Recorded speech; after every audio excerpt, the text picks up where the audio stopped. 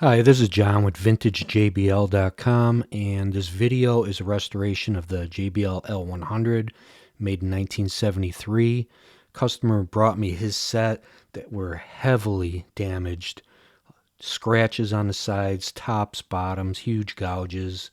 The corners had chunks just missing, so I had my work cut out for me on these. The video starts out with me putting the veneer on because on these corners I probably didn't hit record. I fixed them with Bondo. I built it up, sanded down each layer. As you can see there, it's already done and ready for veneer.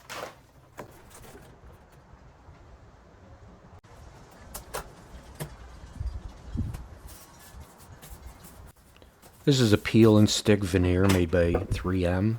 Pretty easy to use. It's applied by putting pressure down, and as long as you put the proper pressure down, it sticks, it doesn't come up. I use a homemade veneer scraper here, and I do all the edges. I do the middle outward, and then I go and do the edges. And then there's a couple other methods I use, you'll see in a video. One, I use an iron after I sand each edge, and then I go back with that veneer scraper. So right now I'm going to route the edges, and it's just the sides and the back. The front I put on even, so I don't have to do any cutting there.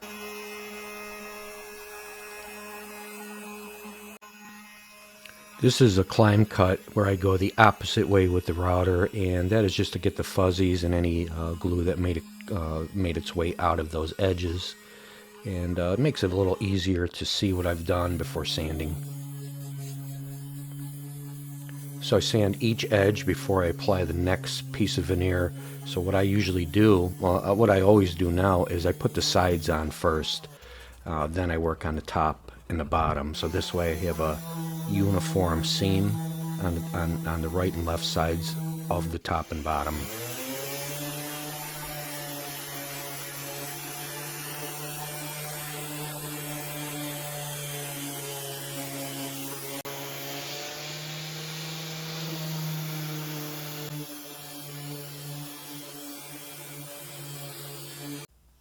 This is what I mentioned before with the iron. I take it and just iron down those edges. It heats the glue up a little bit to make sure that it is definitely sticking on those edges. And then I take my veneer scraper and put a little pressure on it to make sure that there's no open seams or anything's coming apart. So what you see here is that waterfall effect where the grain is matching on all sides. And that's the benefit of starting that fresh clean edge on the front. So that's always going to be even, so when you put each piece on, you're going to have the grain patterns match.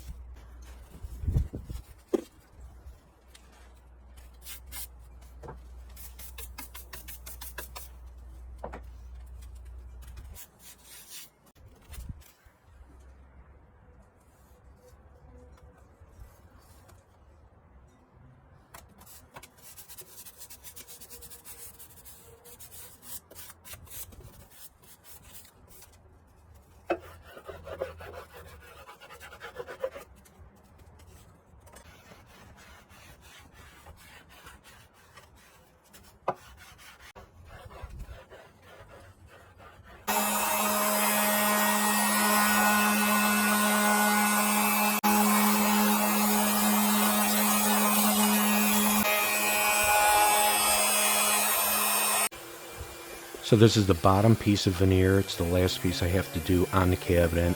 And I'm just going to sand the edges and get it ready for painting.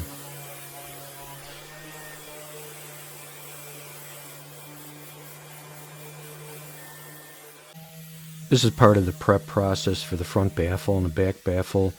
So what I do is sand it down. I believe it's 180. And I'll check to see if there's anything to fill, any dents or imperfections in the front. I try to get it as smooth as possible. After sanding the face, I take a piece of sandpaper and I just run over the edges to smooth them out and round them over a tad.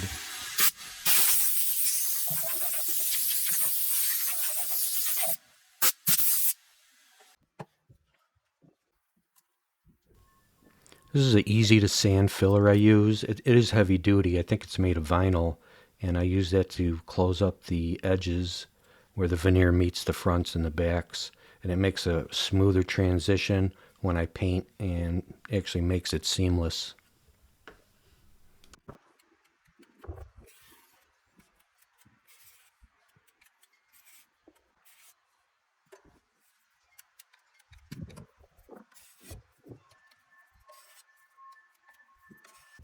Now I switch it up to 320 grit sandpaper so I can sand down those edges I just filled.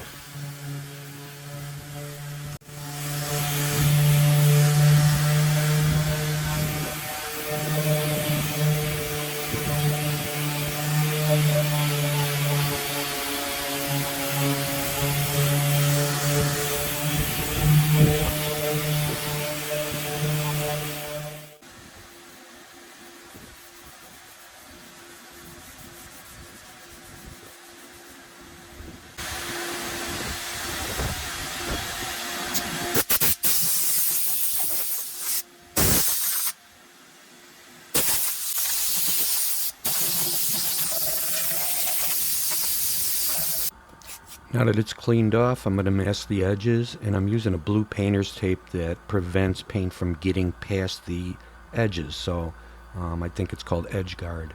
And what I do is I put it almost to the top, but not quite, because I do want a little overspray to get on the sides and the top, so I can sand that off later, because it leaves a much cleaner edge in the transition from the black to the walnut.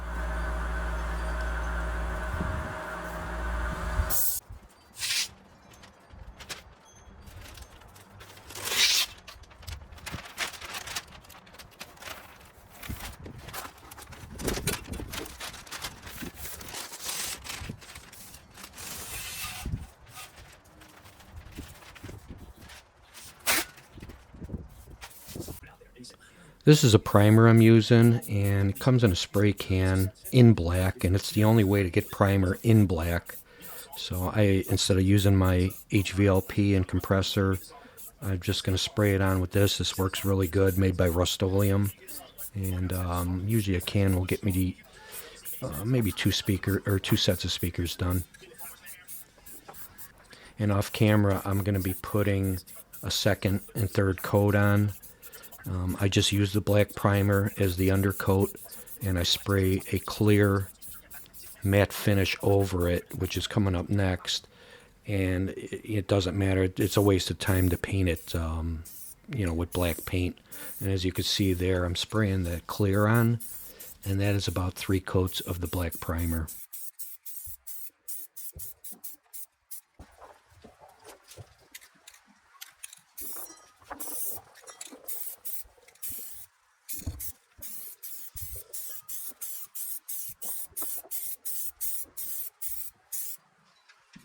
This is the final stage before applying the linseed oil on the walnut. I'm sanding it down to make sure it's all even, and I'm using 280 grit.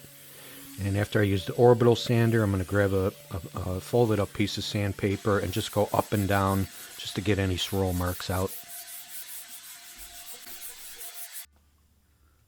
I use boiled linseed oil bought from Home Depot to apply on the cabinets, and I put about 3 or 4 coats on. It's good enough. There's formulas online that have all kinds of concoctions, and I've tried some of those, and I just found that This is the best way to do it. It goes on easy. There's very little to wipe off at the end. You do have to give it a good wipe after each side. Each coat of linseed oil you put on will build up the sheen a tiny bit, but it'll be mostly matte when it's dry. And I'm convinced that when JBL did their speakers back in the 70s, they stained this walnut because there's no way it's that red unless they were using shellac. And I know shellac turns red over time, but the way the green pops on these speakers with just the clear on it is beautiful. And I've never seen a pair of old JBL speakers that look like this.